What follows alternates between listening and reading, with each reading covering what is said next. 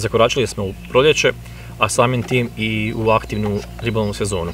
Ono što je vrlo bitno je napraviti kontrolu vašeg pribora. Znači, po meni jedan od bitnijih segmenata je najlon. Zdrav najlon vam čini siguran ribolov. Ja osobno minimalno mijenjam 2 puta godišnje najlon, znači u proljeće i pred jesen. Naravno, neka je to i češće, sve ovisi o samom načinu ribolova, koliko često pecate i u kojim uvjetima lovite. Ali evo za sam početak, ja obično koristim znači, dupli set špula. Na jedan set špula motam najlon tanjih promjera, obično 0,28, a na drugi set špula motam 0,35, 0,37 ili 0,40, ovisno opet kažem kojim uvjetima lovim. Znači volim ima 2 seta da si mogu pokriti ribolov u slučaju da lovim na nešto većim daljinama. Tu ću koristiti špule sa tanjim najlonom i opet drugi set špula, znači za ribolov ako lovim u lomu na nešto bližem i kažem sve ovisno o samoj situaciji. Po tom pitanju Neš u svojoj ponudi ima već neko vrijeme bullet najlon.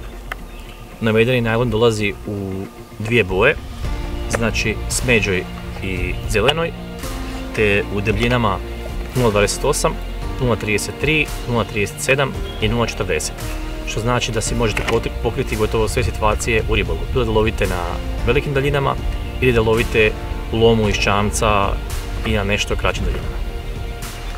Također, bullet možete kupiti u pakovanju, odnosno na špuli od 1000 metara i na velikim špulama od 3000 metara. Što se tiče samih karakteristika najlona, vrlo bitno je napomenuti da najlon je izrazito otporan na habanje, brzo tonuće i ima izvrsnu memoriju. Kako sam već ranije namotao na rezervne set špula 0,28 najlon, danas ćemo to isto učiniti na drugi set špula, ali radit će se o najlonu 0,33, pa idemo u akciju.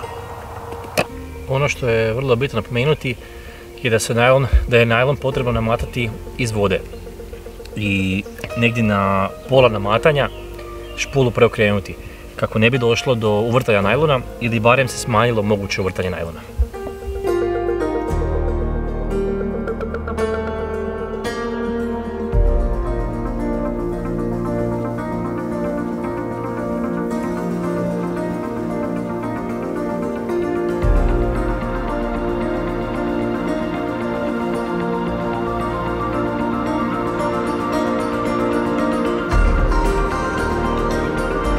Kada je rub špule poravnan sa najlonom, onda stavimo sa namatanjem. To će nam omogućiti nešto dalji izbačaj, znači smanjeno trenje, a opet neće spadati van špule. Nakon što je najlon namotan na špulu, da bi štab bio potpuno spreman za ribolov, barem što se mene tiče, potrebno je dodati i šok lider.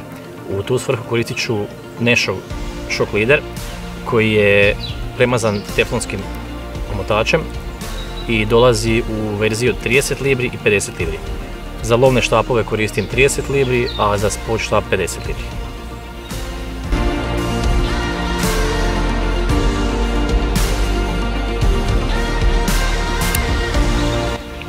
Nakon što je spojen šok lider sa osnovnim najlonom i nakon što ste odabrali vaš LED clip sistem, na vama je da postavite olovo i krenete u ribolov.